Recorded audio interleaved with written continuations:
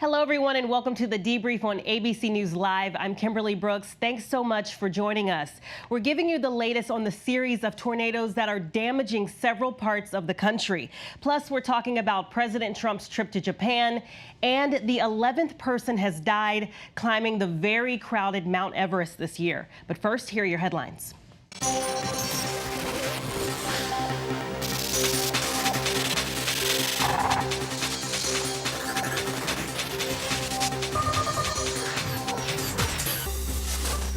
A 12-year-old girl and an adult man are dead after a man wielding 2 knives attacked a group of elementary school students at a bus stop in Japan. The attacker is also dead. More than a dozen people, most of them students, were injured. A deadly shark attack off the Hawaiian island of Maui. A recently retired Californian was killed. As we were watching the man get pulled up, we could hear her screaming. She was saying, "That's my husband, that's my husband." Allison Keller was near the man's wife. We could see that they were trying to do CPR on him, but as we got closer, I saw some blood. His entire left leg from his knee down was just missing. The measles outbreak showing no signs of slowing down. The CDC now says 60 new cases showed up last week, pushing the total this year to nearly 1,000. It's now in 26 states and is the worst outbreak since 1994. Bill Buckner died on Memorial Day. His long and distinguished Major League Baseball career best remembered for one play. He played for 6 teams during his 22 seasons in the MLB, but he cemented his name in history with one play. Behind the bag, it gets through Buckner. The call there by Vin Scully, courtesy of the MLB from the 1986 World Series, as first baseman Bill Buckner let a ground ball by him in the 10th inning to let the Mets take Game 6. They'd take the series 2 days later. Buckner passed away Monday at the age of 69, battling dementia. A statement said he died surrounded by family.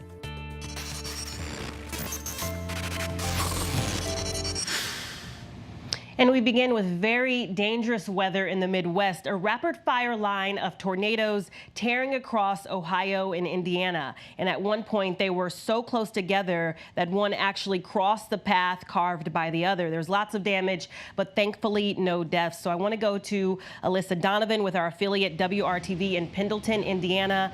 Alyssa, can you just tell us exactly what you're seeing there on the ground? Yes, Kimberly, what we're seeing is widespread damage. Let me just show you a sample of what is going on in this city right now. These crews are working to remove this large tree from the front of this house. That is one of several trees that we've seen collapsed onto homes. And just next door, you can see this gentleman here. He's the homeowner. We spoke with him earlier today. He's been able to get some of that chopped off, but there was also a tree on his house. Behind him, you can see the power lines are ripped down.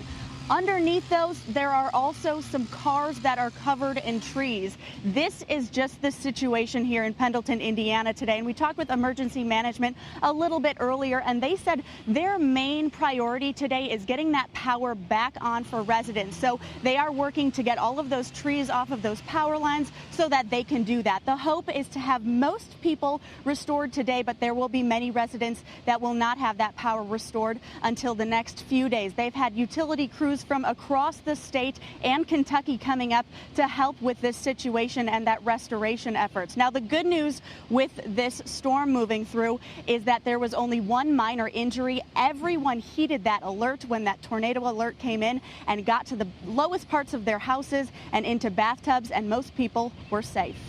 Yeah, definitely happy to hear that. I just want to ask you, how rare is it to see this many tornadoes at this time of year? I just feel like there's so many right now.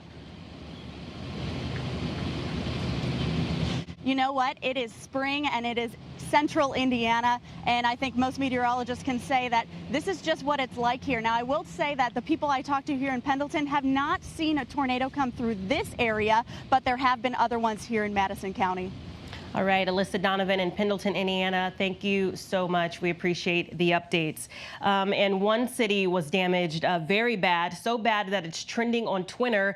It's actually my hometown of Dayton, Ohio. I want to get a look right near Dayton with Danielle Malagari from WKEF TV. Danielle? Kimberly, here in this neighborhood in Trotwood, we are seeing a couple of homes that are completely destroyed. Take a look. You can see the windows blown out, trees knocked over, walls knocked over. We're seeing brick walls completely knocked down. You can also see residents over here trying to get whatever they can out of their homes that were destroyed. And we're going to walk on over here because this house behind me is the worst that I've seen in this area. There's a lot of debris here on the floor, so we're definitely trying to be mindful of that. And you come back over here, you can see that brick that I was talking about. And I just talked to a gentleman here who was trying to go through all of this debris, and he tells me they actually just renovated this home. So that is very upsetting. Again, you can see the walls are completely knocked over. This brick right here just blown on the floor, and it's really hard to walk back here, but me and my photographer are going to take you back here because this is something that I have never seen before. I've never seen this much damage, and I've never seen this much debris just blown all over the place. Again, take a look. We're looking at exposed bathtubs in here. Earlier, water was leaking out of that. I believe those men who came over here, they shut that down. Insulation everywhere. Again, in the trees, split, debris, just everything. And this is somebody's home. To kind of put it in perspective, we've seen lunch kits, we've seen a banner that said happy birthday, but I talked to these residents and they're being positive about it. They're being there for each other, and they're saying that out of all of this devastation, at least they have their lives, and at least they have each other to move forward. Back to you. All right, Danielle, that damage is unbelievable, but often if you're not directly affected by a storm of this magnitude, it's still hard to imagine it happening, even if you're looking right at it. Imagine your roof being blown off and then leaving you homeless. That's exactly what happened to Daryl Miles, who lives in Trotwood, Ohio. So I want to bring him in on the phone. Daryl, first, happy that you're safe, and I want to thank you for joining us. Were you home when the tornado actually blew through your neighborhood? Yes, I was at home. Can you just give us an idea of what that's actually like living through this happening right in your house? Yeah, it was actually, it was pretty devastating and scary. Like, it was like, as soon as I walked through the door and I walked through the door, the whole windows just exploded. Like, as soon as we walked through the door, when we walked through the door and we ran to the bathroom, me and my girlfriend, we ran to the bathroom and went in the tub, and as soon as I was trying to shut the door to get in the bathroom, it was so much wind. It was so forceful. I barely could shut the door when we went to the bathroom. Wow, that's pretty scary. I can't imagine. Can you just walk us through the moment after the storm was over and you go outside and you assess the damage? Yeah, when I went outside, it was just like I seen someone like under. They were stuck. They couldn't get outside their house. It was trees all in the parking lot. It's cars shattered, windows everywhere, trees, and there's just a lot of debris everywhere. Like I have tree branches and everything in my house also. So like I'm standing here right now cleaning my house, trying to pack as much as I can. And you say you're like, what is next? The roof is gone. Like, what are the actual next steps for you and your family? I actually don't know. We contacted the Red Cross and everything. We're just trying to get our stuff and do as much as we can possible right now. We're kind of homeless, don't have nowhere to go.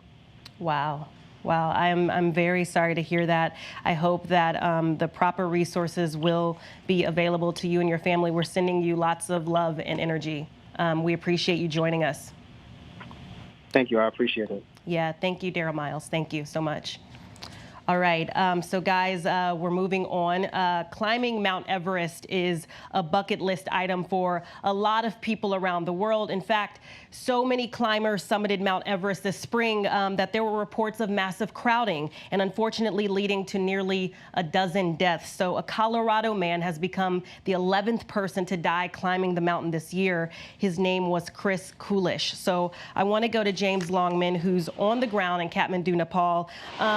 James, James, first, thanks for joining us. And before we get to the unfortunate death of Chris Coolish, I just want you to help us understand the conditions that would result in someone dying once they reach the summit.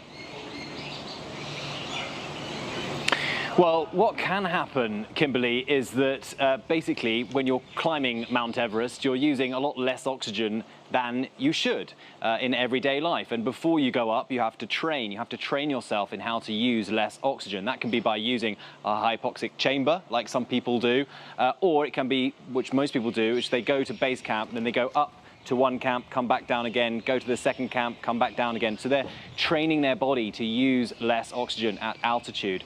And so it can be that on the way back down, there can be a latent effect on your body and you can suffer a heart attack, you can suffer a stroke. We're not actually sure what it is that killed Chris Coolish or any of the others who died on Mount Everest, but certainly that can be one of the ways. Also, it is absolutely, it's state the obvious, but absolutely freezing cold up there, below 40 wind chills if the wind is up. And so if you're stood still for long periods of time, as we saw a lot of people were in those images that went viral around the world, then that can also be very, very dangerous. So look, climbing Mount Everest has always been a dangerous game. I think that 11 people dead this year already at this stage in the year has shown people just how dangerous it remains and how increased competition to get to the top has made it even more dangerous.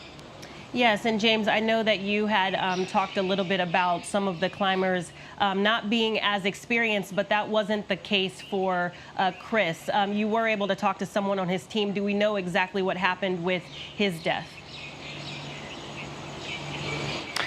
We don't. I mean, he was a very experienced climber. He'd climbed multiple peaks before. He was a 62-year-old, but a friend of his here told us that he was keeping up with the 35-year-olds and the 40-year-olds on the trip. I think the main message, though, from people here was that the number of deaths has been as high for two reasons. First is the weather, because normally people, when they come here to climb Mount Everest, they get about 10, 11, 12 days of clear weather to get to the top. And there's normally about 600 people who want to do it. That's a combination of tourists and the people who help them get up there, the Sherpas, the porters and others. But this year, the window for getting up was shortened because there wasn't, the conditions just weren't right. So they had two windows, 2 days, and then about a week later they had another 2 days. So all of those 600 people were condensed into 2 very short periods of time. Add that to the fact that a lot of people going up now are inexperienced. They take longer on some of the more complicated routes.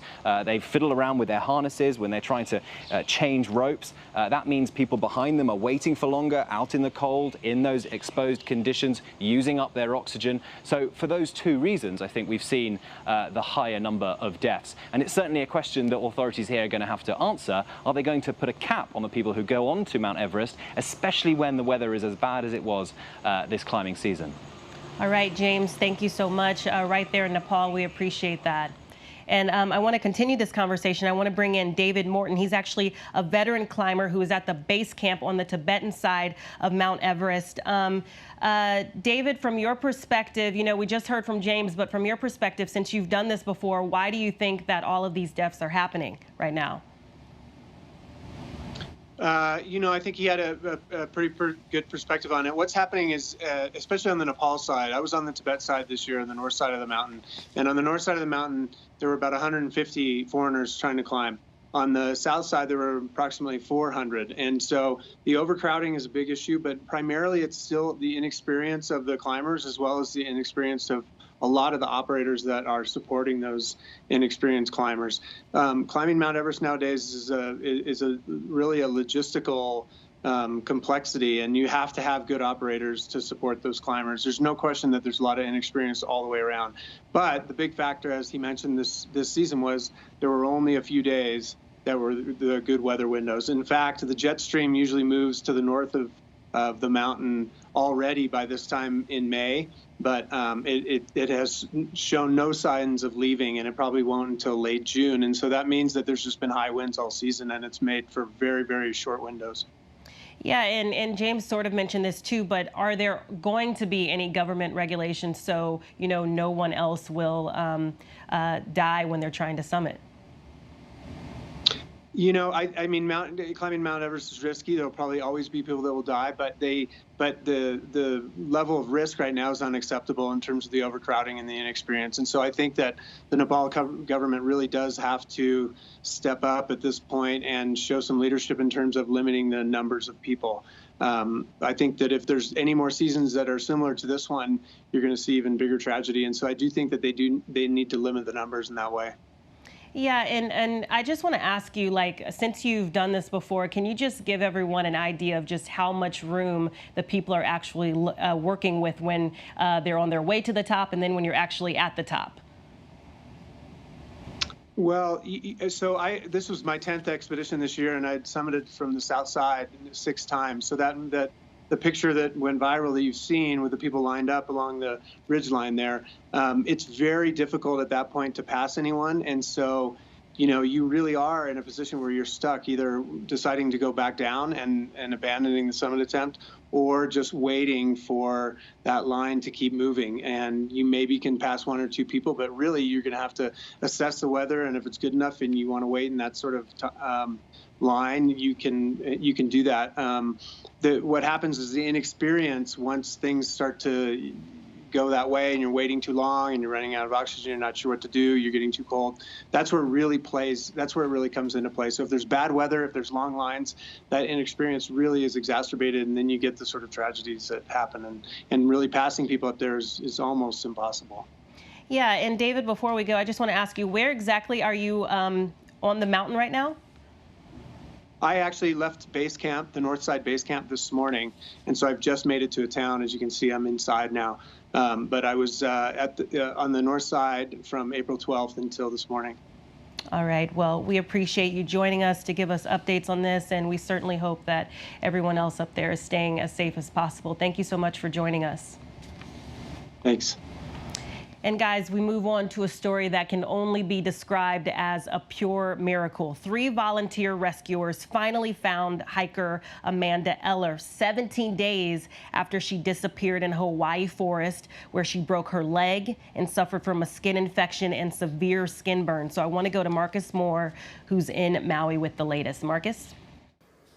Well, Kimberly, good morning. This is just an incredible story from beginning to end. And here in Maui, it's something that everyone is aware of and have been talking about, this miraculous rescue. Amanda Eller found after 17 days in a wooded area in the forest, and discovered just on pure luck. And yesterday we witnessed an emotional homecoming where for the first time we saw Amanda since her dramatic rescue, and she was in a wheelchair and both of her feet bandaged as she's nursing injuries from this 2-week-long ordeal. As you know, she had a fractured leg. She also had a skin infection and was suffering from burns from exposure to the sun. And it was at this event, this gathering in Maui yesterday, where dozens of people, including her family, gathered for what was supposed to be an event to thank people for their efforts to try to find her. And it really was emotional. We saw a lot of hugs and tears, and heard from Amanda for the first time publicly outside of her hospital room since the discovery. And this is a bit of what she said. Take a listen. It was my job, for me and my soul's journey, to stay alive, and that's what I did. To see how many people went so far out of their way to do something so giving and generous with their time and their energy and their heart and their effort. It's like, wow, you guys, everybody here took time out of their personal life for me. You didn't even know me. That's incredible. And that is Amanda there, surrounded by her loved ones and the friends who never gave up hope in the search for her. You know, she went missing on May 8th when she was setting off to go on a 3-mile hike. It turned into a 2-week-long ordeal, and she endured so much during that time, was exposed to the elements. At one point, she even endured a flash flood, and her shoes were washed away. But what was perhaps the most challenging thing she went through is she apparently fell down a cliff, a 20-foot cliff, and fractured her leg. That limited her abilities to move around, but she also was up against quite a bit of challenging topography and reportedly at one point slept in the den of a wild boar. But again, it was just by pure chance that rescuers in a helicopter on Friday were flying near a waterfall where she had sought refuge, and they spotted her there and then brought her to safety. Just an incredible story, and she is expected to make a full recovery from her injuries, and we anticipate that she'll hold a news conference later this morning where she will share more details about her story of survival and what may be next for the 35-year-old yoga instructor. Kimberly? Thank you, Marcus. An unbelievable story. So happy that it ended well. Guys, we move on to Washington. President Trump was in Japan over the Memorial Day weekend. Lots of pomp and circumstance, but perhaps most notable was his stance on North Korean missiles, taking the side of dictator Kim Jong-un over his national security advisor and Japanese host, denying that any missiles were fired. So I want to bring in Karen Travers at the White House. Karen, good to see you. I just want to ask you, how is there a discrepancy between determining if missiles were actually launched?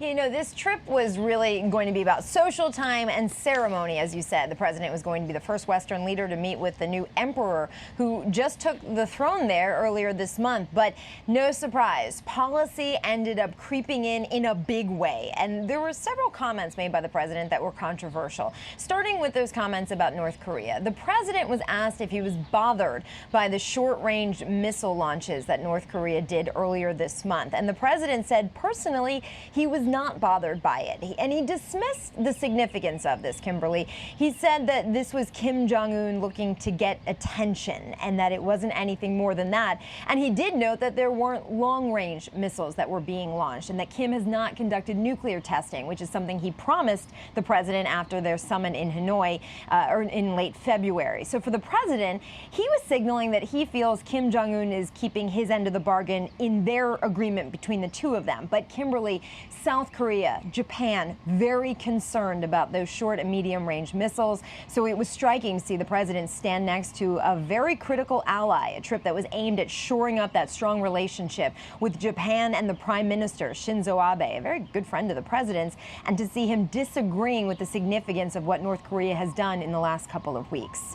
Yeah, and he was also siding with Kim Jong-un. The president was siding with Kim Jong-un against former Vice President Joe Biden. I just want to ask you, what does it mean when the president appears to continually take the side of a dictator?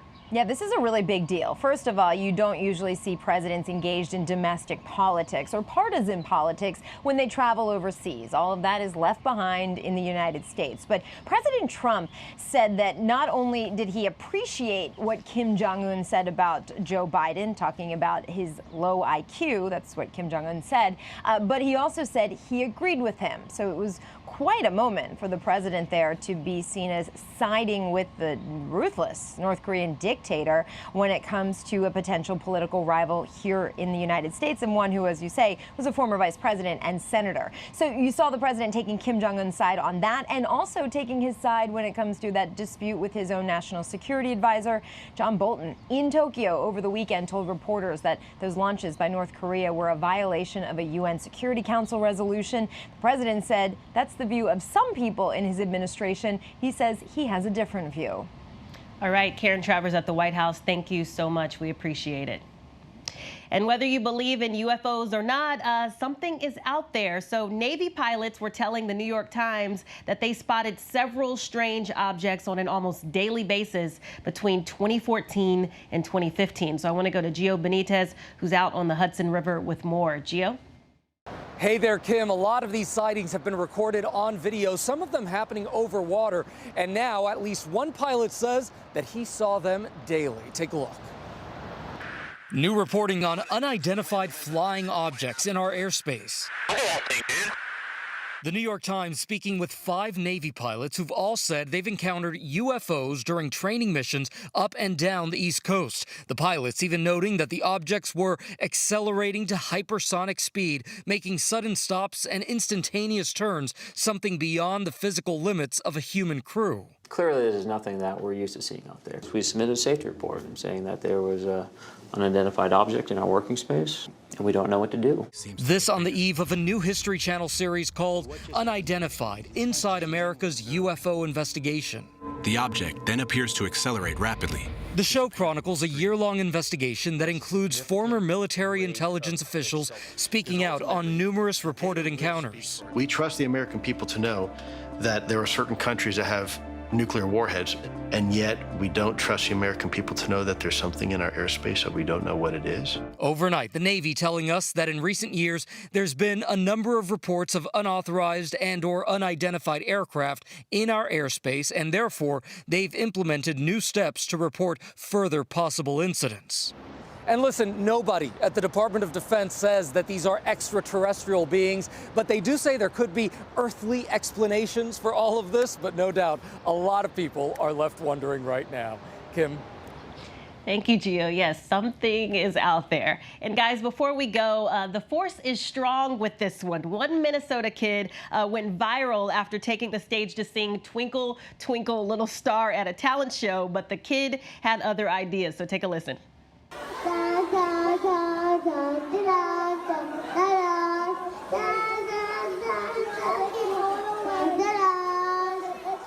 That's not Twinkle, Twinkle, Little Star. Instead, it's the Imperial March from Star Wars. Yeah, remember that one? Yes, yes, yes. Well, he was a big fan, as you can see, shrugging off his sister to continue with his rendition of the march. Now, this video has been seen over 5 million times and even got a little love from Luke Skywalker himself. Mark Hamill on Twitter saying the dark side is strong in him. All right, guys.